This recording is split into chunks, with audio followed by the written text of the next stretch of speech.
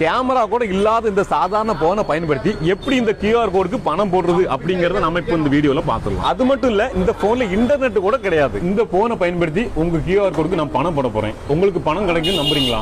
இது கிடைக்காது, இதுல போட முடியாது. இப்போ நாம இந்த அண்ணாச்சிக்கு இந்த போனை பயன்படுத்தி பணத்தை அனுப்பியே காட்டிடலாம். அதுக்கு ஃபர்ஸ்ட் *998# அப்படிங்கறத உங்க மொபைல்ல டைப் பண்ணிட்டு வர்ற ஆப்ஷன்ல சென்ட் மணி அப்படிங்கிறது 1ஆம் நம்பருக்கு நேரா இருக்கிறதுனால 1ஆம் நம்பரை டைப் பண்ணி ரிப்ளை பண்ணிடலாம். அதுக்கப்புறம் வர்ற ஆப்ஷன்ல யூபிஐ ஐடி 3ஆவது நம்பர்ல இருக்கிறதுனால 3ஆம் நம்பரை டைப் பண்ணி ரிப்ளை பண்ணிடலாம். அடுத்ததா நீங்க யாருக்கு பணம் போடணுமோ அவங்களுடைய கியூஆர் கோடுக்கு கீழே யூபிஐ ஐடி இருக்கும். அந்த யூபிஐ ஐடியை ரிப்ளை அப்படிங்கிற ஆப்ஷனுக்குள்ள போய் தப்பு இல்லாம டைப் பண்ணிருங்க. அதுக்கப்புறம் நீங்க யாருக்கு பணம் அனுப்ப போறீங்களோ அவங்களுடைய பெயர் வரும். அந்த பெயர் கரெக்ட் தானா அப்படிங்கறத ஒரு தடவை செக் பண்ணிட்டு நீங்க எவ்வளவு ரூபா அனுப்பணுமோ அந்த அமௌண்ட்டை டைப் பண்ணிருங்க. அதுக்கப்புறம் அந்த பணத்தை நீங்க எதுக்காக அனுப்புறீங்க அப்படிங்கறத தேவைப்பட்ட டைப் பண்ணிட்டு அதுக்கப்புறமா உங்களுடைய யூபிஐ ஐடி பாஸ்வேர்டை மட்டும் என்ட்ரு பண்ணா போதும். மக்களால் ஒதுக்கப்பட்ட சாதாரண அந்த போன் மூலமா பணம் அவருக்கு போய் சேர்ந்துரும். இப்போ இந்த பணம் அவருக்கு போயிட்டா போகலையா அப்படிங்கிற சந்தேகம் உங்களுக்கு இருந்துச்சுன்னா மறுபடியும் 6ஆம் நம்பர்ல இருக்கிற டிரான்சாக்ஷன் அப்படிங்கிற ஆப்ஷனுக்குள்ள போய் பாத்தீங்கன்னா பணம் போயிட்டா போகலையா அப்படிங்கிறது உங்களுக்கு தெரிஞ்சிடும். இப்போ நீங்களே பாருங்க, நம்ம அனுப்பின பணம் 30 ரூபாய் அவருக்கு போயிட்டு. இந்த ஆப்ஷனை இந்த மாதிரி குட்டி போன்ல மட்டும் தான் பயன்படுத்த முடியும் அப்படின்னு கிடையாது. நீங்க வச்சிருக்கிற ஸ்மார்ட் போன்ல கூட இன்டர்நெட் இல்லாத சமயத்துல நீங்க இதை பயன்படுத்திக்கலாம். அதே மாதிரி இந்த மெத்தடை பயன்படுத்தி உங்களால ஒரு நாளைக்கு வெறும் 5000 மட்டும் தான் அனுப்ப முடியும். அதே மாதிரி இந்த ஆப்ஷனை பயன்படுத்தி நீங்க அக்கவுண்ட் நம்பர் என்ட்ரு பண்ணி கூட பணத்தை அனுப்பலாம். அதே மாதிரி ஒருவேளை நீங்க இந்த கியூஆர் கோட ஸ்கேன் பண்ற இடத்துல இந்த மாதிரி யூபிஐ ஐடி எழுதப்படலனா கடைக்காரர்கிட்ட உங்களுடைய யூபிஐ ஐடி என்னன்னு கேளுங்க. அப்படி இல்லன்னா யூபிஐ ஐடியோட இணைக்கப்பட்டிருக்க